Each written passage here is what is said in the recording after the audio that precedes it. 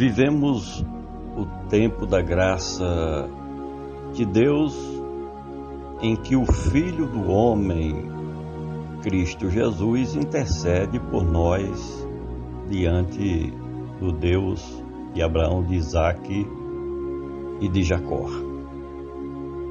Mas na época em que o salmista escreveu este livro fabuloso, ou os salmistas se debruçaram em redigir este conteúdo poético e literário dos judeus, os tempos eram outros. Haviam muitas guerras entre as nações e era necessário o povo de Deus confiar naquele que oferecia a verdadeira segurança. Salmos 11, versículos 2, 3 e 4 nos ensina o seguinte: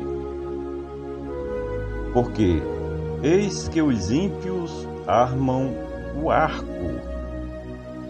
põem as flechas na corda, para com elas atirarem as ocultas aos retos de coração.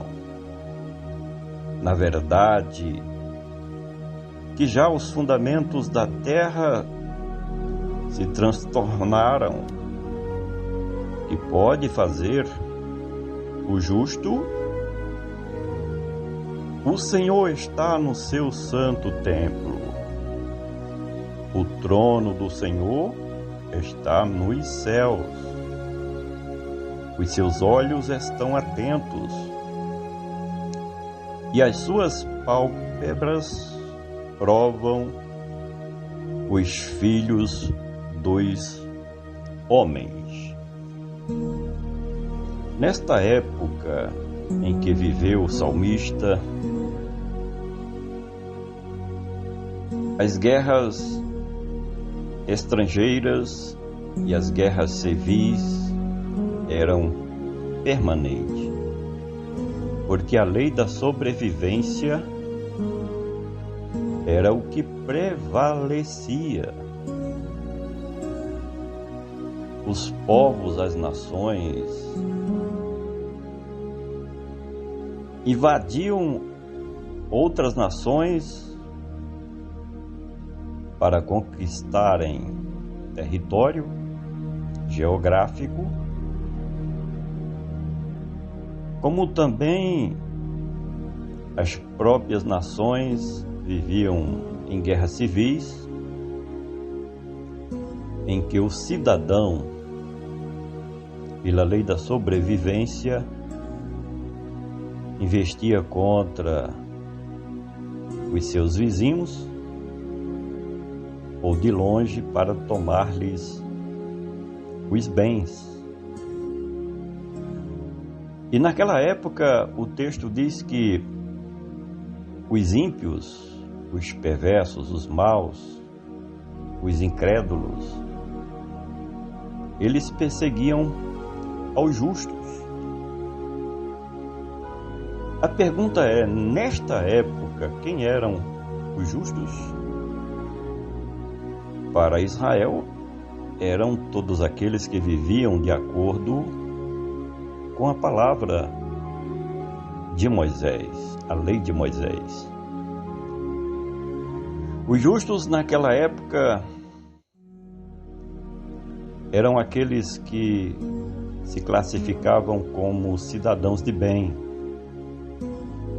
pessoas honestas, trabalhadoras, mas aí vinham de fora do seu país ou dentro do seu país, de outra região, invadiam suas terras, suas casas, para lhes fazer o mal, porque o justo não revida, não faz guerra, o justo é manso, é pacífico, é ordeiro. Os justos, nesta época do Novo Testamento, são aqueles que aceitam a Cristo Jesus como Senhor e Salvador e vivem pela fé. Não é que seja bonzinho, não é que seja perfeito. Na época em que nós vivemos, o justo não é porque é santo. Não significa perfeição, mas se trata daquele que está aos cuidados de Deus, aos cuidados de Cristo Jesus. O salmista diz que os fundamentos da terra são abalados. O que ele observa nesta sua colocação é que cada geração vai mudando a cultura, o modo de agir dos seres humanos. E na sua época, parece que a violência prevalecia. As pessoas estavam com seus corações cheios de maldade para com o seu próximo, para com o seu semelhante.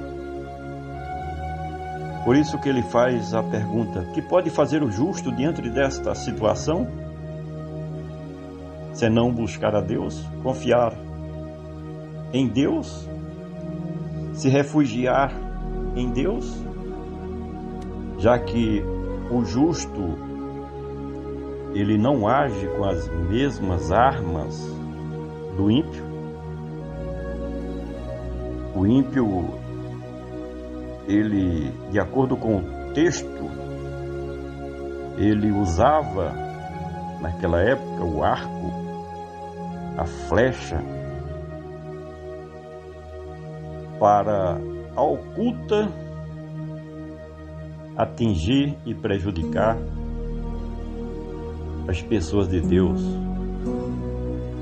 aos seguidores da palavra de Deus. Mas o salmista mostra uma luz no meio do caos, quando ele fala sobre Deus que está no seu santo templo. Essa expressão judaica fala sobre a presença de Deus em Israel, a presença de Deus em Jerusalém, que era a cidade, a capital de Israel. E ele diz que Deus está no seu trono. Aí, além de Davi ver que Deus estava em Jerusalém, ele também estava lá nos céus, no seu trono, olhando para os justos, para defendê-los dos incrédulos, dos gentios, dos maus, dos perversos. Deus está no seu trono lá no céu. O Salmo 11, versículo 4, fala sobre isso. E diz que os olhos de Deus estão fixos, olhando, contemplando, e as suas pálpebras estão sobre os filhos dos homens. Isso fala da onisciência de Deus, da onipresença de Deus. Deus está vendo tudo, Ele sabe de tudo. Ele sabe quando alguém vem contra um filho seu para destruição, para fazer o mal. Que nós possamos refletir nesta mensagem e sentir a necessidade de estarmos mais perto do nosso Deus, porque Ele é a nossa proteção permanente.